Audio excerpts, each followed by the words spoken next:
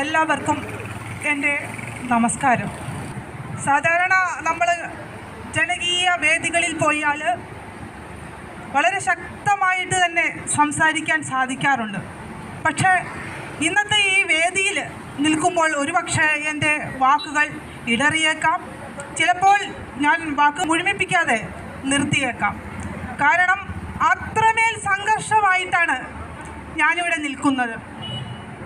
എന്താണ് നമ്മുടെ സമൂഹത്തിന് സംഭവിക്കുന്നത്? എന്താണ് നമ്മുടെ ഈ സമൂഹം കാട്ടിക്കൂട്ടുന്നത്?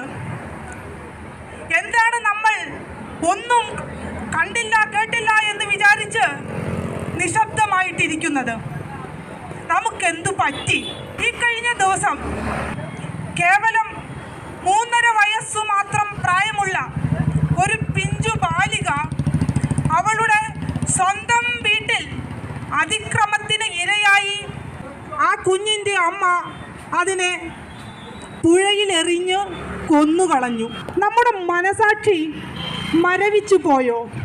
കാരണം 3.5 വയസ്സ് മാത്രം പ്രായമുള്ള ആ പിഞ്ചു കുഞ്ഞ്, ആ കുഞ്ഞ് സ്വന്തം വീട്ടിലാണ് പീഡിപ്പിക്കപ്പെട്ടത്. അതിനെ സംരക്ഷിക്കേണ്ട അതിൻ്റെ അച്ഛനുണ്ട്, കൊച്ചച്ചന്മാരുണ്ട്, അമ്മാവന്മാരുണ്ട്, അമ്മായിമാരുണ്ട്, മുത്തശ്ശനും മുത്തശ്ശിയുമുണ്ട്. ആ കുഞ്ഞിനെ നോക്കാൻ അയൽവാസികളുണ്ട്, നാട്ടുകാരുണ്ട്, ഇല്ലേ?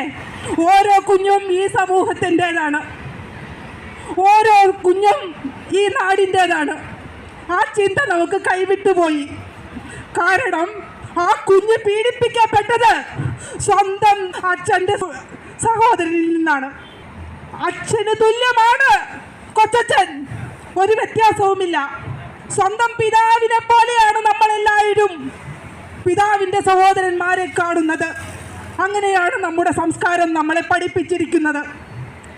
പക്ഷേ ഇവിടെ എന്താണ് സംഭവിച്ചത്? സ്വന്തം പിതാവിൻ്റെ അനുജൻ മകളെ എന്ന് കരുതി താലോലിക്കേണ്ട കൈകൾ കൊണ്ട് ആ കുഞ്ഞിനെ പിച്ചി ചെയ്തി. എന്നിട്ട് ആരും അറിഞ്ഞില്ല.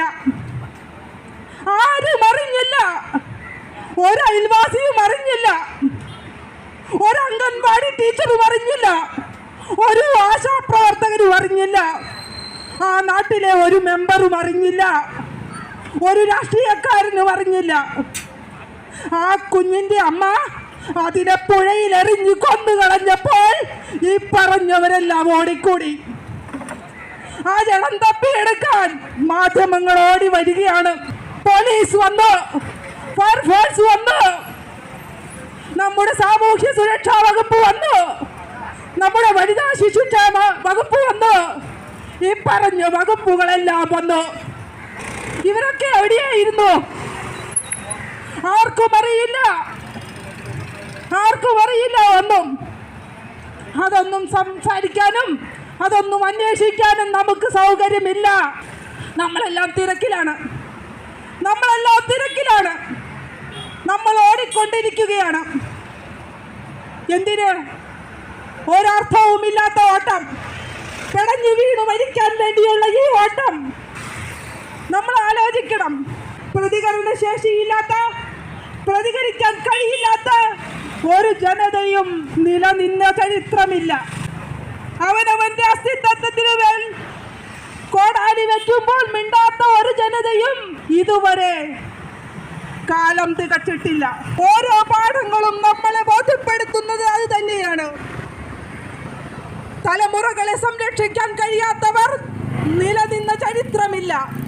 ഓരോ കുഞ്ഞും ഓരോ തലമുറയാണ്.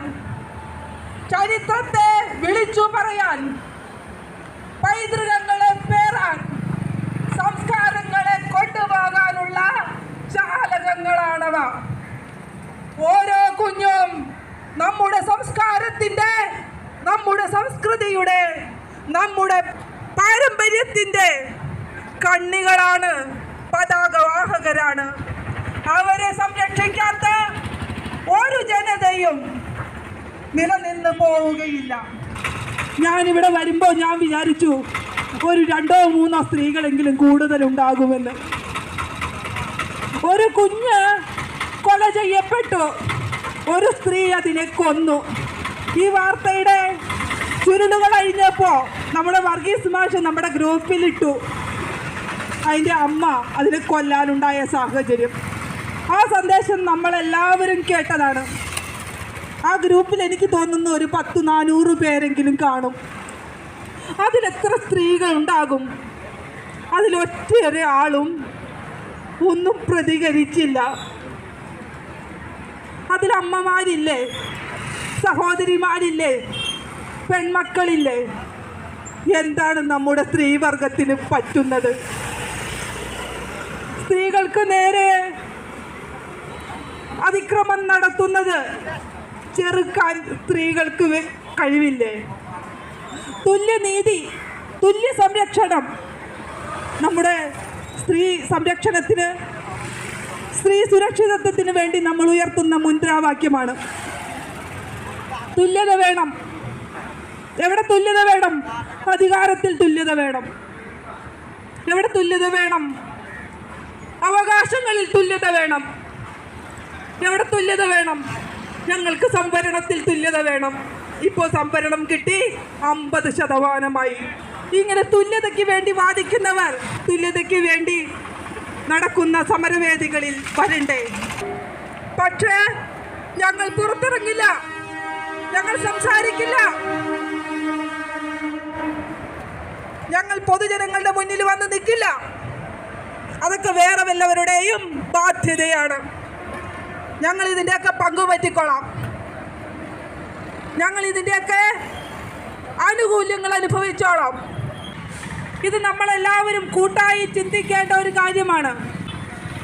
സമൂഹ മനസാക്ഷി ഉണരണമെങ്കിൽ അത് കുടുംബങ്ങളിൽ നിന്നുണരണം. കുടുംബങ്ങളിൽ നല്ല അമ്മയുണ്ടായാൽ നല്ല മക്കളുണ്ടാകും. സമൂഹത്തിൻ്റെ അടിത്തറ കുടുംബമാണ്. അവിടെ ബന്ധങ്ങൾക്ക് കൃത്യമായ നിർവചനങ്ങൾ കൊടുത്ത്, സ്നേഹ ബഹുമാനങ്ങൾ കൊടുത്ത് വളർത്തി ഉണ്ടാക്കുന്ന ഒരു തലമുറ വേണ്ടേ? അതുണ്ടാക്കേണ്ട കടമ സ്ത്രീയുടേതാണ്. ഒരു സമൂഹത്തിൻ്റെ അടിസ്ഥാന ഘടകം സ്ത്രീയാണ്. അമ്മയായും സഹോദരിയായും മകളായും അമ്മൂമ്മയായും ഈ സമൂഹത്തിൻ്റെ ഓരോ പ്രായത്തെയും നിയന്ത്രിക്കാനും ശാസിക്കാനും സ്നേഹിക്കാനും ലാളിക്കാനും കഴിയുന്നവളാണ് സ്ത്രീ.